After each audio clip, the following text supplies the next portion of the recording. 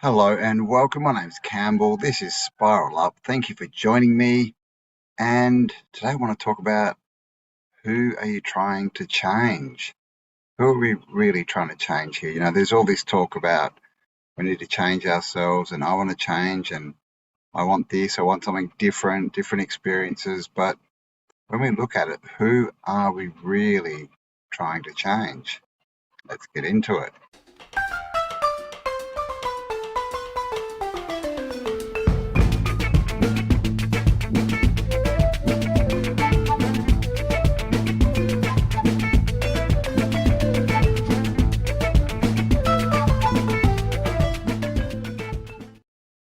Change.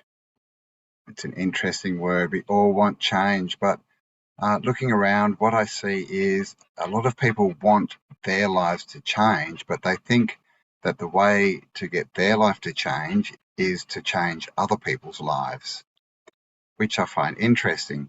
So, to start with, we can't change anybody. Just think if someone came up to you and told you to change and said, do this, do that, would you?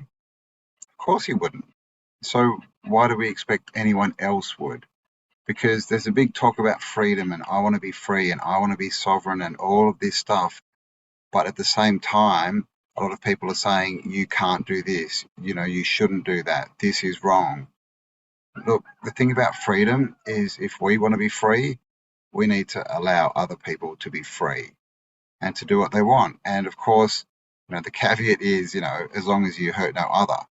We can't allow, evil to exist without a pushback. But as far as people living their lives and making decisions that we deem or judge as wrong, that's not wrong for them. It might be wrong for you, but you're not living their life. So we don't get to tell anyone how to live, just like no one gets to tell us how to live. So we can't change anyone and they can't change us, but we can change ourselves. We can change the things we do. We can make a different decision. And this is a superpower. Having the power to make a decision and make a different decision, that's a superpower. And people dismiss it because it seems, so easy and small, but it's really not. Try making a different decision and then taking the action of that. Like, turning the other cheek, showing, people love and when they show you, aggressiveness. These are all things that we can do that will change our lives, and they won't necessarily give us the result we want. Just because you treat someone a certain way doesn't mean that you get to choose the reaction you get. Everyone's in a different position, so we can want a different reaction. And this is another thing. A lot of people expect things to turn out the way that they want them to, and when they don't, they get angry. Well, you don't get that choice. What you do get is choice. You get the choice of choice. So in each decision and each experience, you get to choose how you're going to act or react to that. And this is how simple changing your life is. That's all it is. If you don't like something, don't point at it and say it's wrong and it must change. If it's no good, get it out of your life. See what lessons there are to learn from it. How could you maybe interact with people or situations better? Because everything comes back to us, to you, to me.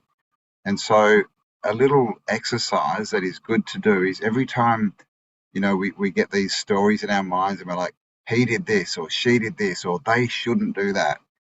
Turn it around and put I or me in there. I did this, I did that, I shouldn't do that, because the truth is the world's a reflection. These are all lessons. Everyone is a teacher and everyone is a student. And if we approach life that way, then we can learn and we can grow. But if we approach life as in, I need to change everyone and they need to change their actions for my life to change, well, we're stuck, right? That's not going to happen. It was Dr. Wayne Dwyer that said, if the world needs to change for your life to change, well, good luck, because you got to get out there and change, 7-8 billion people, however many people are out there. You've got to change them all, right? If it's up to them, your quality of life, you've lost. And this is again the superpower. It's understanding that it's your choice. You always have that choice. Things happen. things will happen. Life does just tend to happen, right? And we don't get to choose every bit of it. We don't actually get to choose any of it, but we get to choose how we act, or, we don't want to react to things, but we get to choose how to act, what we're going to do, how we're going to face these situations, how we're going to respond. And how do you do that? Well, you respond with who you want to be. We need to be the change we want to see and live into life. Instead of pointing the finger and yelling change, find a mirror and yell change. Have a conversation with yourself. Go inside. Why do you feel this way? Why do you feel other people need to change? Why does everyone else need to change and not you? That's a good question to ask yourself. Do you really think you're perfect and every decision you've ever made is amazingly good and perfect and the right thing? And of course not. We've all made mistakes. We've all done dumb things. Some of us have spent decades doing the wrong things and silly things, right? Acting the wrong way. But we can always change that because we have choice.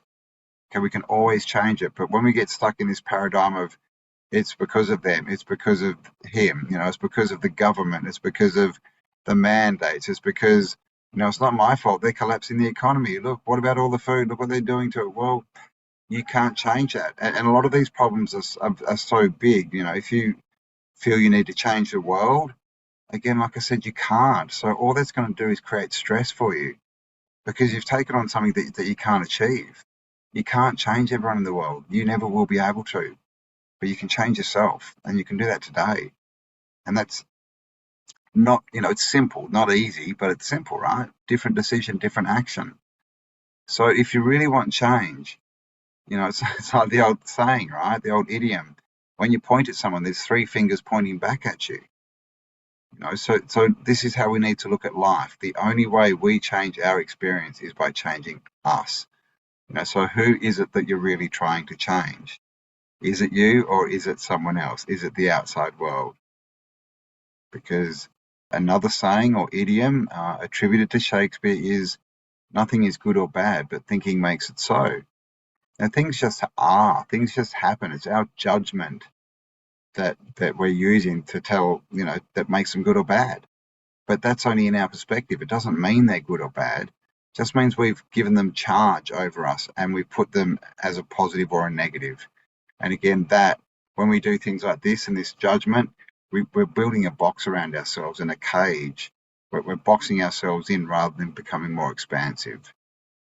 But less options, right? We're getting less options. So everyone wants to change. And, I understand a lot of people want to change other people. They want to change their kids, their spouse, their boss, the outside world, the politicians. But again, once you realize that you can't, but also when you realize that, what's the point?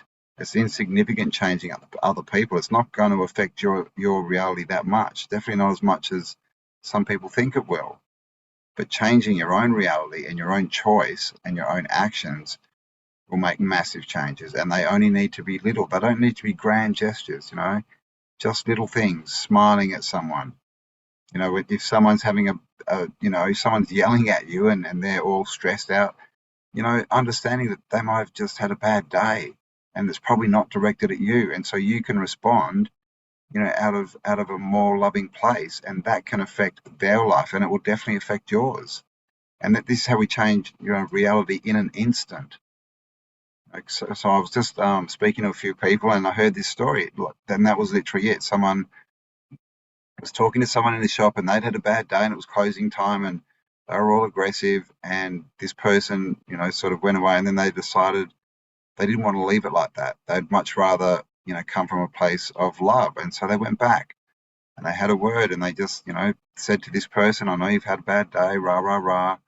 Just want to let you know you're doing a good job, everything. And everything changed. This person was no longer aggressive or angry. And they started having a conversation.